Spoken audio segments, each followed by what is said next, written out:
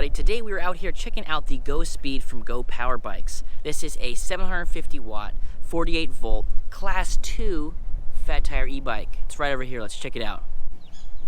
So the GoSpeed is a bike that could pretty much be used for urban commuting and all the way up until tackling some of these tougher trails. There's a lot of accessories you can get for this thing, and then we've also got these huge 26 by 4 inch tires on here that really open up the possibilities for where this thing can go. It's got a classic black and silver look to it, which I like because then also the logo here, it really pops. So stock, this bike doesn't come with any of the bigger accessories, but they have a whole line of racks, fenders, baskets, things like that, so you can build this bike to fit your needs, whatever your environment is, whatever your daily routine is, and it just, depending on how you're going to use this bike. GoPowerBikes have a few different models, and they're a company that are always looking to improve. Every generation they come out with a new bike, they're trying to fix this, they're trying to fix that.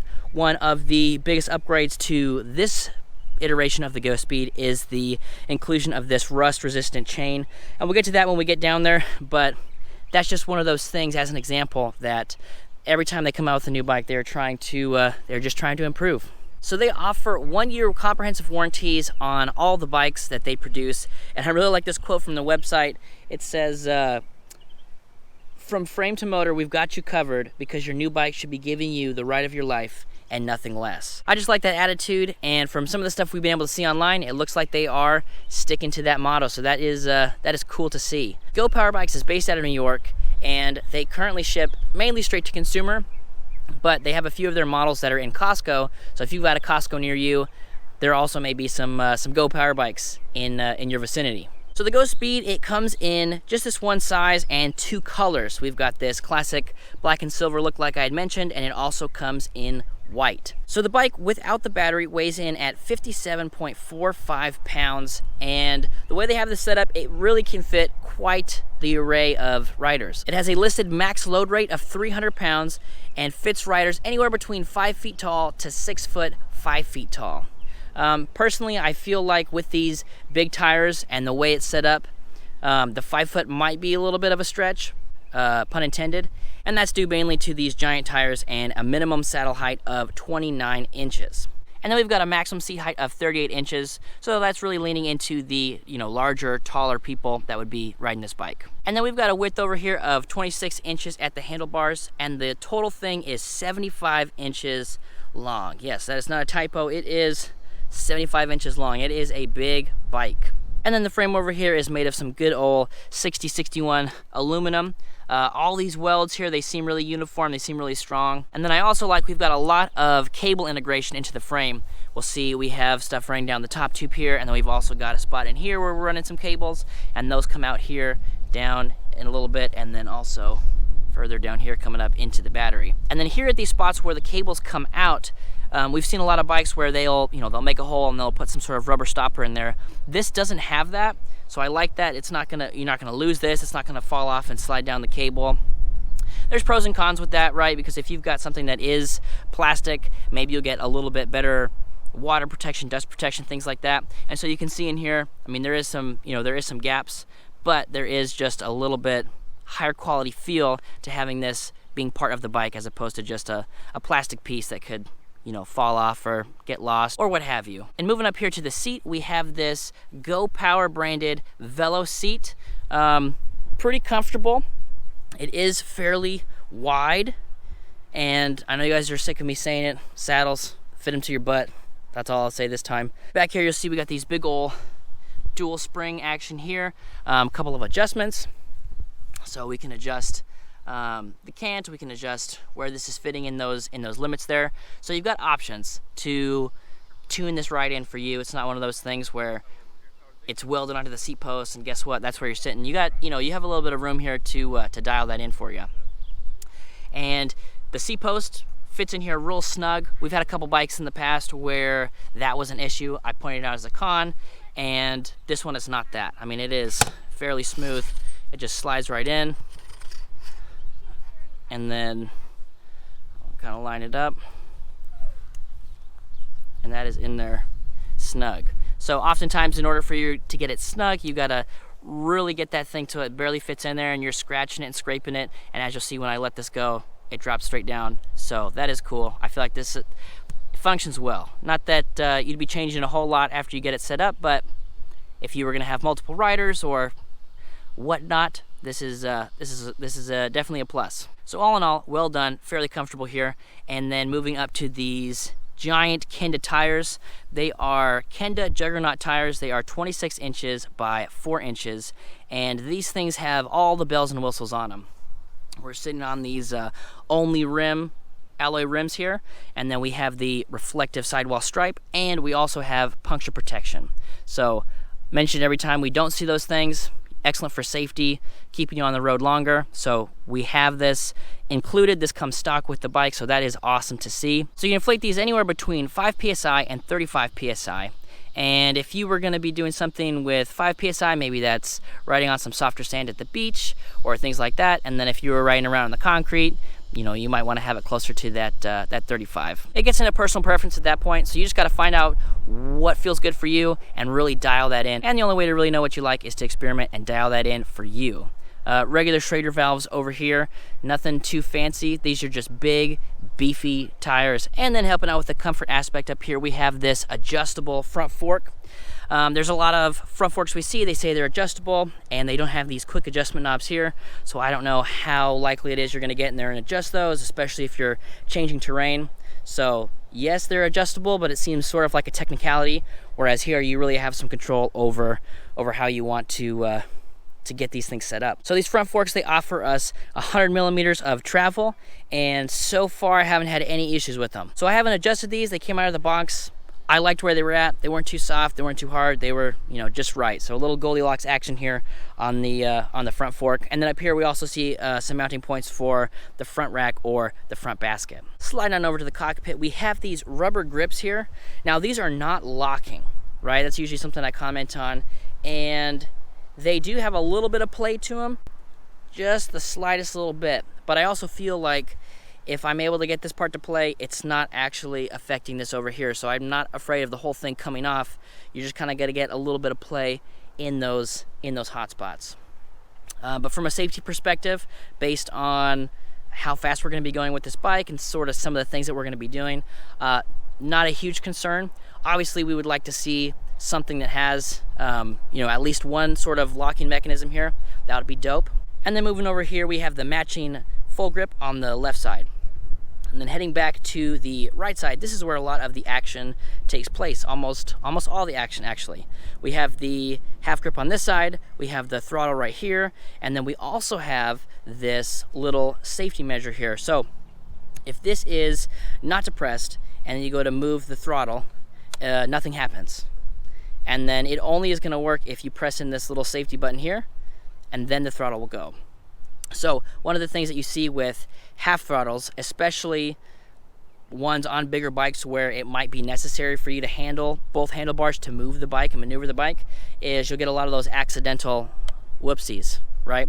So having this little button here alleviates some of that. You know, it is big, it is red, doesn't necessarily fit in with the rest of the bike. Maybe this is something that could be turned into GoPower Green or something like that, just to you know, kind of fit in with the whole scheme of the bike. But the fact that it's here is awesome. Definitely a huge plus from a safety perspective. So the throttle here, it is a rubber. It's a little bit of a harder rubber when compared to the grips here.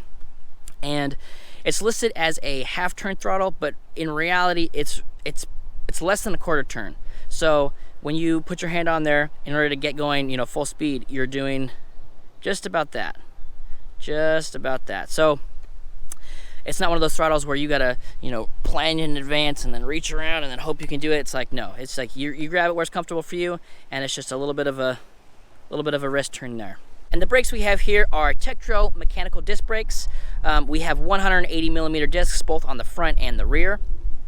And there's a couple things that I would like to mention about this. I feel like most people hear mechanical disc brakes and that's when they would stop the review. That's when they go look for something else. There's a few features on these that I really like compared to, say, other mechanical disc brakes. So, number one, we have the inclusion of this rubberized grip on the back, which I haven't seen yet, and I thought that was really cool. I am really liking that because even when you have, you know, the nicer hydraulic disc brakes, sometimes it seems like this is just a little thin, and when your hands get sweaty, you might be sliding all over the place.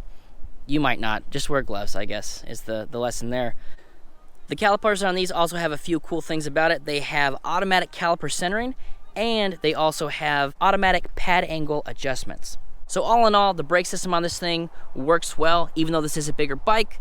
You know, things to consider, like we are only going up to that 20 miles an hour, but I have found that this setup works well, and we'll get into that a little bit later in the ride test portion. We'll do a couple brake tests and see what it takes for us to go from top speed to a full stop. And we continue our journey heading around to the left side. A couple things to mention over here. The first one is we have the inclusion of this little bell here. I like that. You know, we don't see a whole lot of that, but it is cool. It's very sleek. It kind of hides down here behind the cable. So at first I didn't even know what that was, and I was looking at it going, that brake lever looks kind of strange, and then there you go. So really cool, kind of out of the way. Just another little extra safety feature if you need to get a hold of a pedestrian or a car, or you just want to listen to the noise, because that's fun.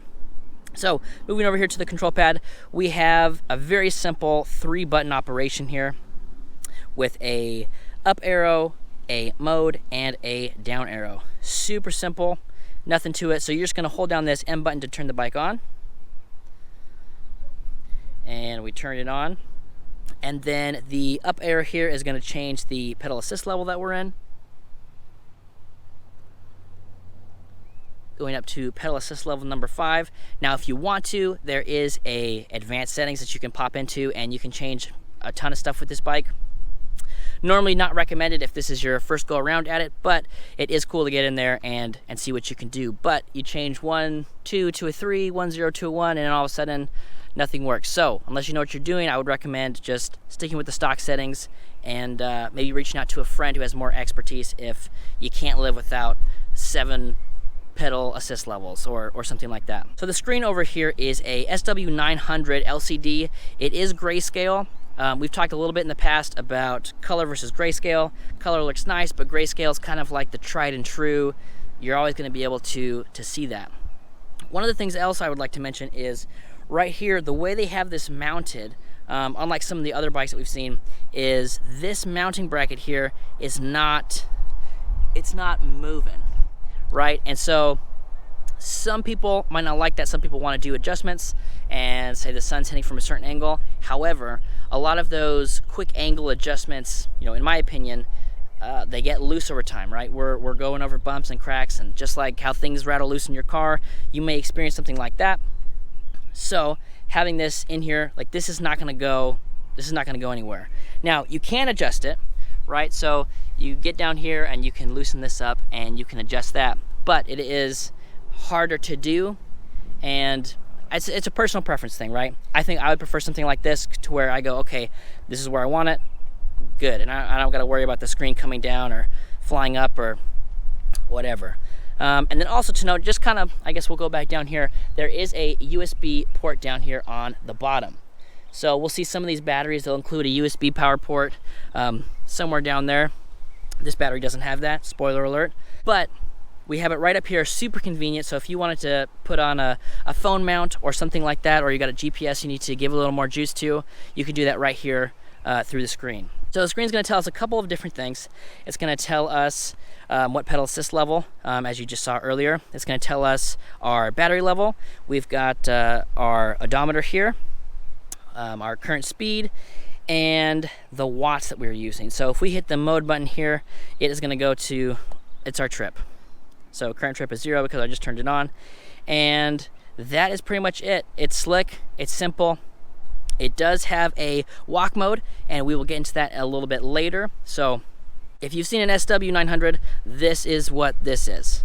It is branded, right? So you got the little Go Power right here. But if you're familiar with that platform, this is the same thing. It's also going to show us if our lights are on. So to turn on the lights, you will go over here to the pad and press the up button until we see that little light appear down here, and then we can go around here and we can check that indeed they are on. They're not doing much against the Texas sun, but I took it out last night and they actually are pretty bright. And those are also connected back here to the rear lights as well. Definitely can't see those. You see a little bit of it.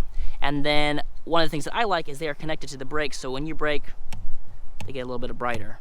Again, I don't know if you can see that on camera, but trust me, that is happening. Popping back to the right side, this is where the shifting lever is.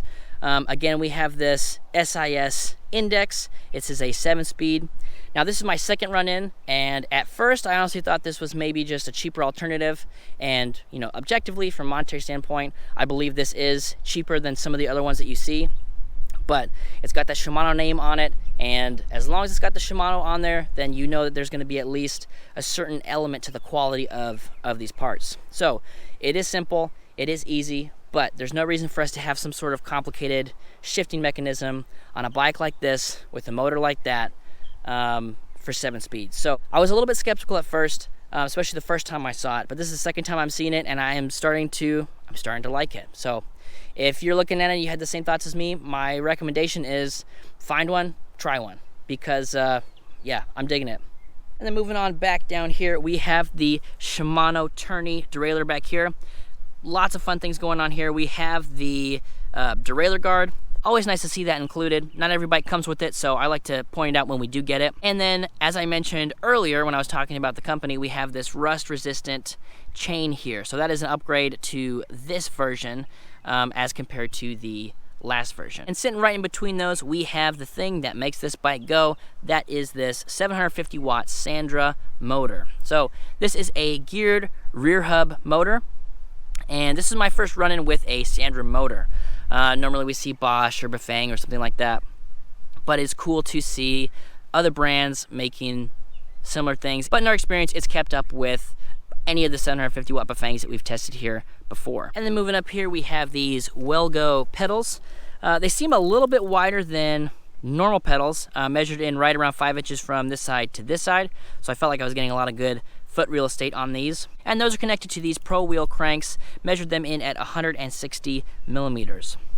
A couple things to note while we're in this area. Again, we've got that rust resistant chain, and those are connected to our chain guard right here. Now, the cool thing about this one is we have a chain guard in the front and in the back. So I really like to see that. That is very cool. I feel like this is going to keep it on track really well. Now, obviously, if everything's functioning correctly, that's not a huge concern, but I like to see that. And then we don't have any teeth sticking out whatsoever on this side. And one last thing to mention is we'll see the sensor magnets, and they are not encased in anything. That's probably not going to be an issue for most people, but just something to be aware of.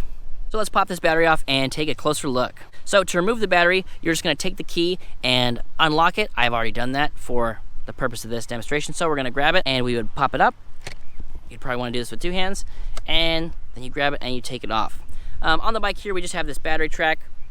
Everything fits real snug. You know, there's no rattling or any issues like that. And the battery comes off super simple. A couple cool things about this is we have this, you hold it down and it'll tell you how much juice we have left. Real nice just to get a quick idea of how much power you've got left. And then we have the charging port on this side with a nice little rubber housing here. Fits in there real nice, real snug. No issues with that coming out so far. And then the on-off switch right here, and then on the other side we have the key here for securing it. I do like on this one the keys are removable, similar to some of these other batteries you've seen in this style. So this battery is 48 volts and it has 18650 cells in it. Also comes with this charger on this side. This version has 10 amp hours and 480 watt hours. It is a lithium-ion construction and weighs in at 4.6 pounds. It takes about 4 hours for a full charge, and once you got that full charge, you should be able to go anywhere between 18 to 36 miles is the estimate. Obviously, it depends on terrain and pedal assist level, but you should be able to hit that 25, 30 miles pretty easy. And then the charger over here is a D-power charger. Weighs in about half a pound and is 2 amps. So it's a pretty basic charger. The connection port here on the battery and the cable, they mesh really well together. There's no rattling around or finessing with the cord, so that is cool to see. So that pretty much covers it for specifications. Now let's head out for the ride test. Let's take a look at the walk mode on here. So to activate it, it is similar to some other bikes we've seen. You're gonna hold down this down button for 3 seconds to activate the walk mode. And there's just a couple things that I would like to mention before we get into it. Number one, this is one of those walk modes we've kind of mentioned in the past. You'll hold it down for the 3 seconds and walk mode is activated. Now, as soon as I take my thumb off of this down button, then the walk mode is going to be deactivated. So that's going to alleviate any sort of accidents, and I really like that. It's a pretty awesome safety feature. And then on the right hand side, similar to how this button over here, when it is depressed, the throttle doesn't work. When it is depressed, also the walk mode will not work. So just another way that we can keep the bike safe and really only move it when we want to move it and how we want to move it. So we're going to go ahead and press this in over here, and then we'll just hold down this button for 3 seconds. And that's going to activate the walk mode. So it's right about that 4 miles an hour mark. Definitely a pretty brisk pace, but not something that I couldn't do for quite some time. So to try it again, we're going to hold this button down for 3 seconds. And it's going to get us up to that 4 miles an hour mark. Now, we had it first, we had it in pedal assist level 5, now we have it in pedal assist level 0. So this is one of those features that is not affected by the level that we have it in. And then as soon as we let go, then the bike stops. So really responsive. The 4 miles an hour, maybe a little bit fast for some people. I know we've had some that are like 1.5, a little less than 2 miles per hour. But if I was going to walk this bike, I would probably want to walk it closer to that 4 miles an hour as opposed to maybe some of the slower stuff. But just something to keep in mind. All right, guys, we are back in the neighborhood. We are going to hop on this bike and see what it can do. So first, let's ride around without any sort of assistance here. So we'll power the bike on, holding down that mode button there, and we are going to just start pedaling. So one of the things that I do like about this setup is that it is going to tell us how fast we're going. Some of those bikes, when you turn the pedal assist off and it's not helping you out at all, then you're not going to be able to see how fast you're going. So right now, we're able to hit that 7 miles per hour, and I'm just, you know, nice, easy jaunt.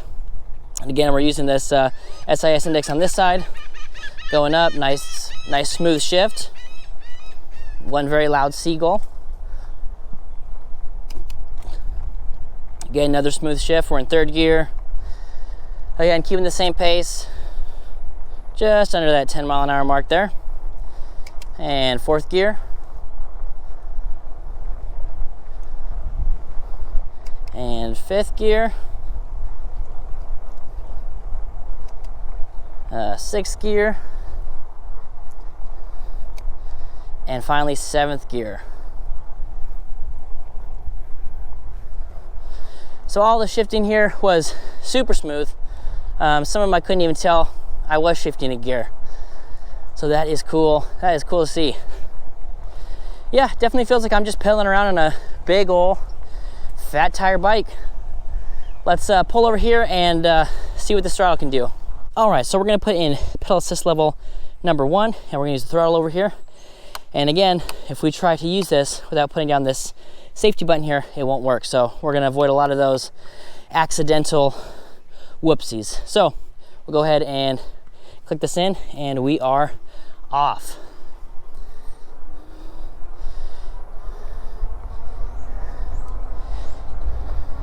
And so the pedal assist level doesn't necessarily, like with some throttles, it'll also adjust how fast that throttle is gonna go. But on this particular model, the throttle is going to go to right around that 20 miles an hour, whether you have it in pedal assist level 1, 2, 3, 4, up to 5. So just something to of note, you're not going to get any sort of cutoff. You're going to have to control your speed with the throttle at all times here.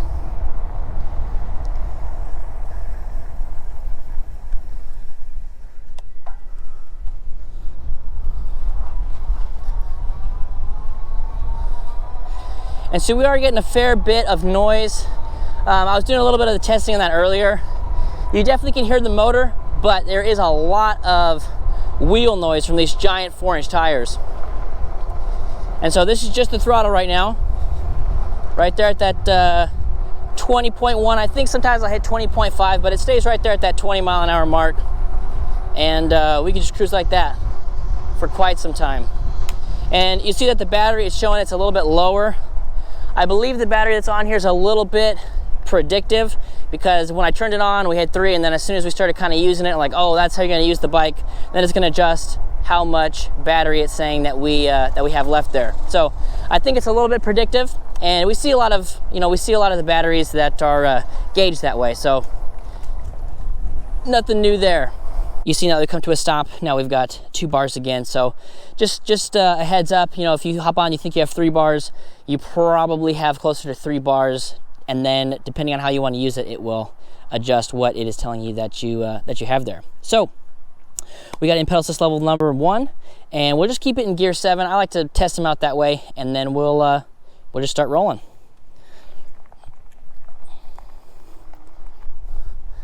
So pedal assist kicks in pretty quick, about 3/4 of a turn to 1 full rotation here on pedal assist level number 1.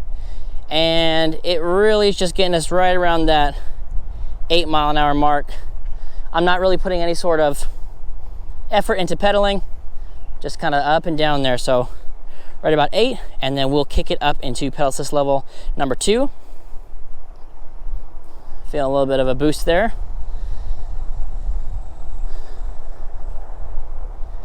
And that's getting us up to just above 10. Pedal assist level number 3.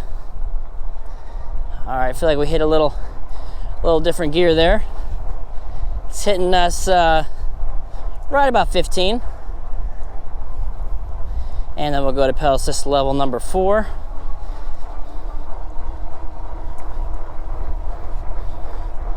Getting us to the 18 miles an hour, and pedal assist level number 5, which is going to give us that full 20 miles an hour there. One of the things that we didn't talk about when we were doing the overview was the fact that these brakes also have a motor inhibitor built in. So every time I go to hit the brakes, even though like right now I'm holding down the throttle, if I hit the brakes, it cuts the engine there. So just another safety feature to be aware of, that when you start putting on the brakes, it's also going to start stopping that motor. It's going to start stopping the motor. That's a funny phrase. All right, let's pop down and take a look at that motor. So as I mentioned in the overview, this is a 750 watt rear hub motor. It is geared, so we are getting a little bit of that. Sorry, a bug hit me in the face. We are getting a little bit of that noise that we're used to with some of those rear hub motors. But we are getting a lot of road noise from the tires. So sometimes it's hard to tell if I'm hearing tire road noise or it actually is the motor working. All right, guys, that's going to do it for our review of the GoSpeed from GoPowerBikes. If you want to know more, I'll put a link down to the GoPowerBikes website in the description. And if you got any other questions, let us know down there in the comments, and we will catch you on the next one.